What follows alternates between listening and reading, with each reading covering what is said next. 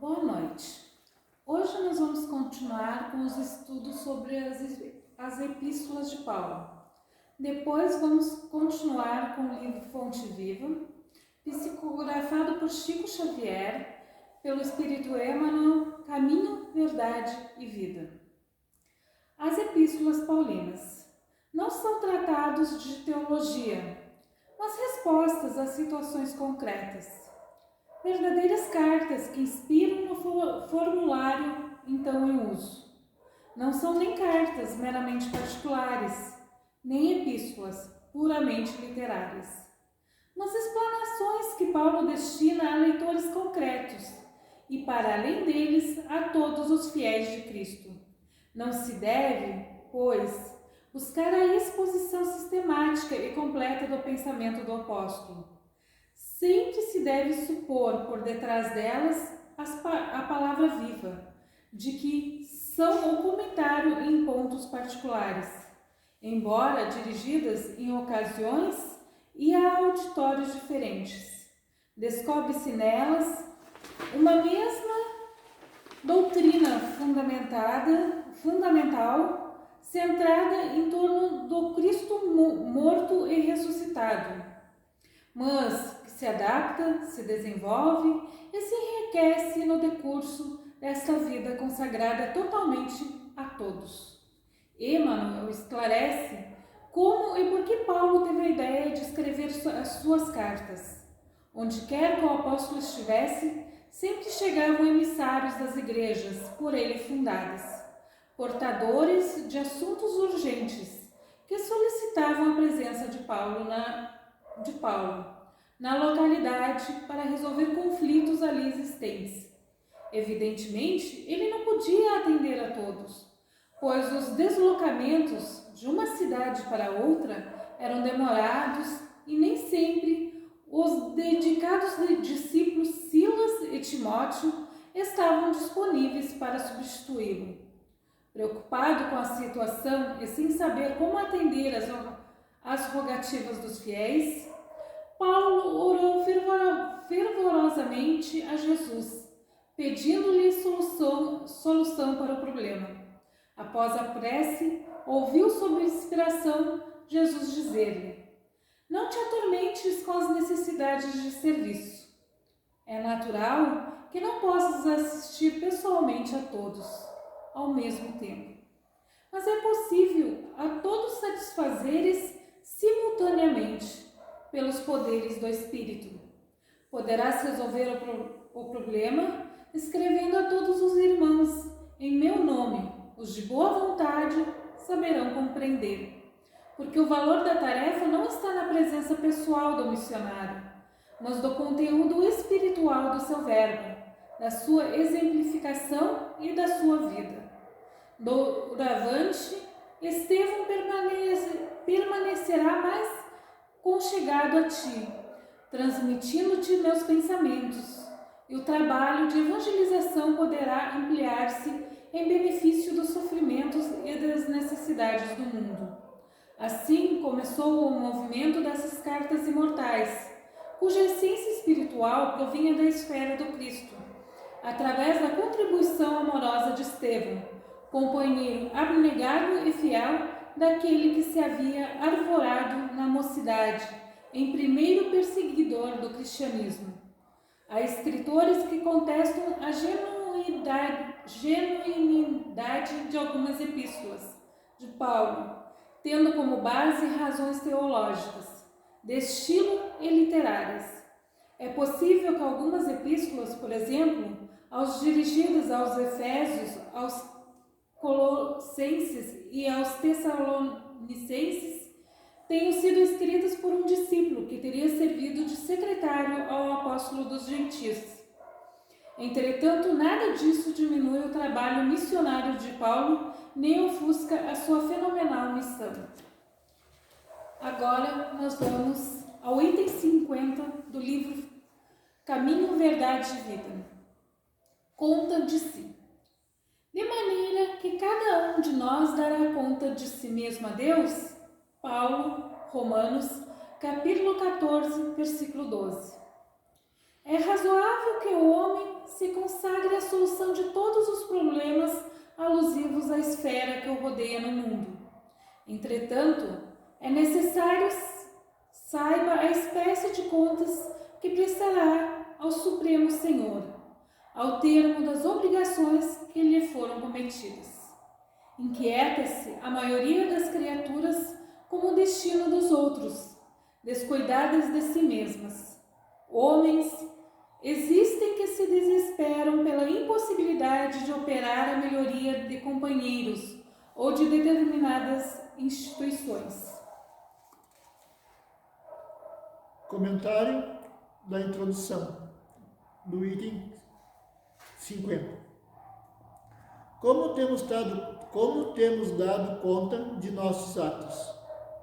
Procurando melhorar a nós próprios primeiramente, ou tentando mudar a quem está ao nosso lado? De que modo nós temos agido quanto a essa questão? Pois, toda vez que nós tentamos mudar o próximo sem nos transformarmos primeiro, nós estaremos agindo de maneira violenta, em todos os sentidos que se possa pensar a violência.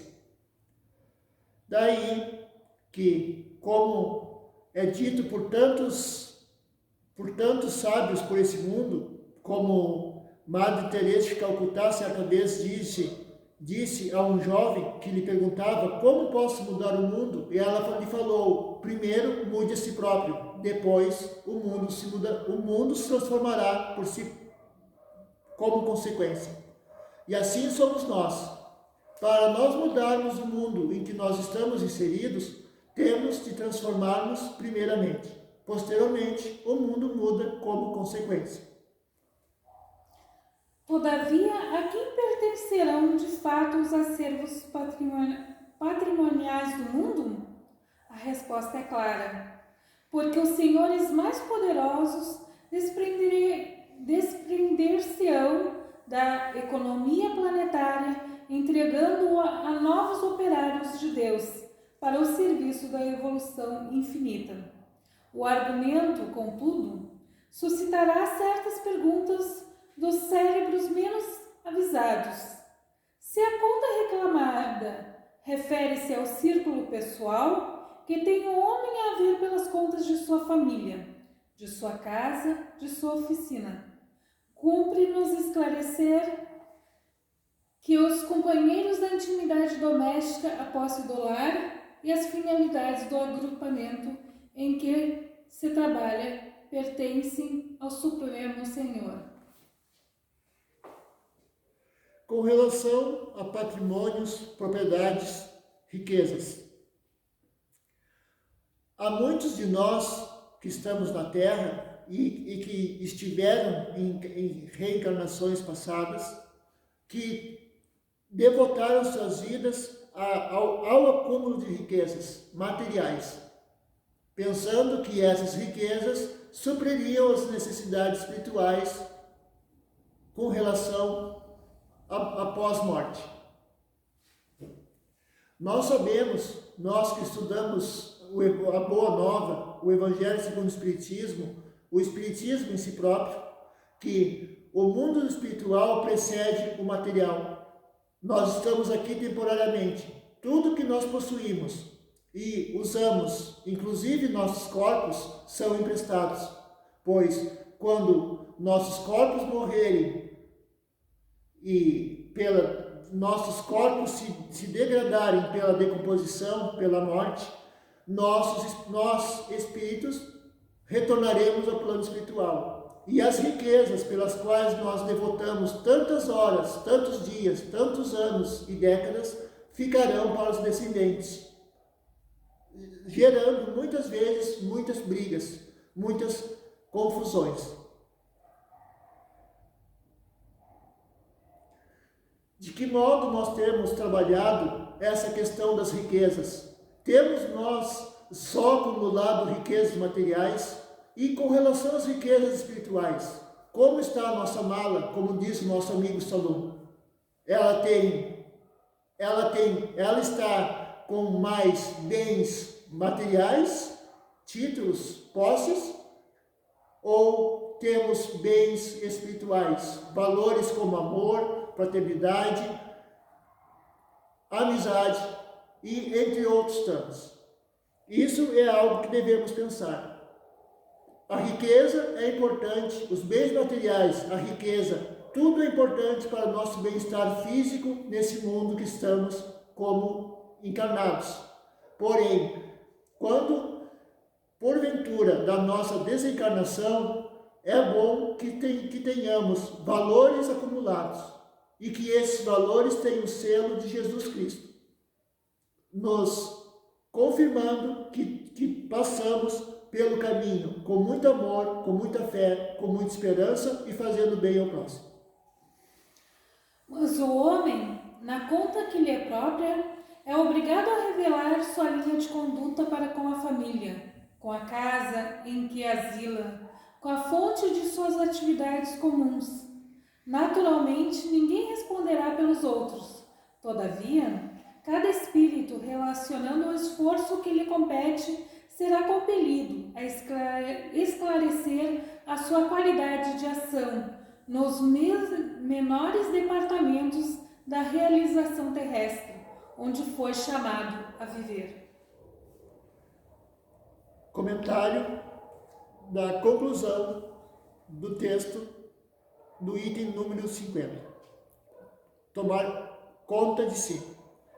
Conforme vemos no texto, todos nós somos responsáveis por nossos atos, famílias, instituições e casas em que vivemos, assim como agimos perante os nossos irmãos de jornada física, com os nossos irmãos espirituais que nos acompanham, que nos orientam, alguns, e que outros nos seguem para aprender conosco, caso aconteça isso.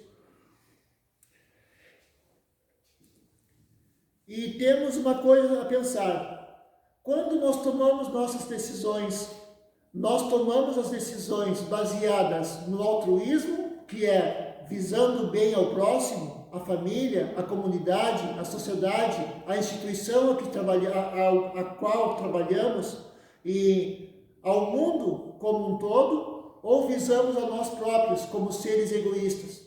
Pois, se nós trabalharmos com visão somente de satisfazer nossos desejos, nossas necessidades individuais, nós estaremos caminhando por uma trilha aonde encontraremos a solidão.